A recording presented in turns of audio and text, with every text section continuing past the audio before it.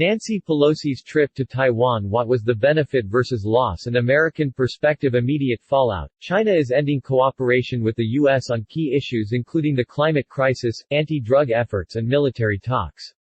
China sanctioned House Speaker Nancy Pelosi and her immediate family Friday for her vicious and provocative trip to Taiwan, while firing missiles directly over the island's capital, Taipei.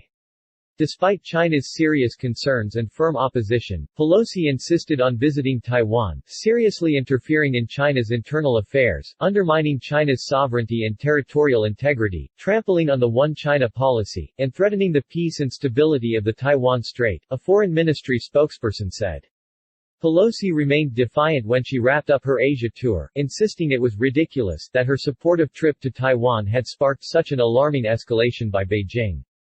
Prior to embarking on her trip, Nancy Pelosi stated, "It is my privilege as Speaker to lead this distinguished group of members, which includes chairs of committees and subcommittees of jurisdiction and champions of a strong U.S.-Asia-Pacific partnership," Speaker Pelosi said. "We look forward to productive meetings that will continue to inform Congress's work to advance our values and interests and strengthen our partnerships in the region." The members of the delegation were, Speaker Nancy Pelosi, Chairman Gregory Meeks, Chair of the House Foreign Affairs Committee, Chairman Mark Takano, Chair of the House Committee on Veterans Affairs, Congresswoman Susan Delbene, Vice Chair, House Ways and Means Committee, Congressman Raja Krishnamurthy, Member of the House Permanent Select Committee on Intelligence, Chair of the Subcommittee on Economic and Consumer Policy of the House Committee on Oversight and Reform, Congressman Andy Kim, Member of the House Armed Services Committee, Member of the House Foreign Affairs Committee. Why she was determined to defy logic. Her %'s demographics include in 2019, the most common non-English language spoken in Congressional District 12, CA was Chinese, Inkle.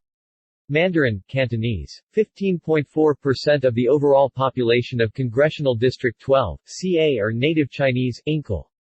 Mandarin, Cantonese, speakers. She may have been representing the state of California business interests. She may have had a need to remind the White House how important she was. She may have been serving some self-interest. The reality is we may never know, and our takeaway is you don't put Nancy in the corner. What they are saying, David Smith via The Guardian, Pelosi's reckless Taiwan visit deepens U.S.-China rupture. Thomas Friedman, an author and New York Times columnist, described Pelosi's adventure as utterly reckless, dangerous and irresponsible, arguing that Taiwan will not be more secure or prosperous because of a purely symbolic visit. Bonnie Glaser, director of the Asia program at the German Marshall Fund of the United States think tank in Washington, told a Council on Foreign Relations podcast this week, "There has been a lack of clarity, consistency, a lack of discipline, shall we say, and even a lack of coherency, I think, in U.S. policy statements." The Biden administration continues to say that the United States has a one China policy, that the United States does not support Taiwan independence, but then there are other things that the U.S. does, which from China's perspective and using their language, looks like we are slicing the salami. We are heading towards supporting a Taiwan that is legally independent. Glaser added, so Speaker Pelosi going to Taiwan doesn't really, I think, in and of itself cross a red line, but I think the Chinese see a slippery slope. And then on top of all this, we have President Biden talking about policy toward Taiwan in confusing ways. Other analysts agreed that once news of Pelosi's plan to visit Taiwan emerged, it would have been impossible to back down without handing Beijing a propaganda victory.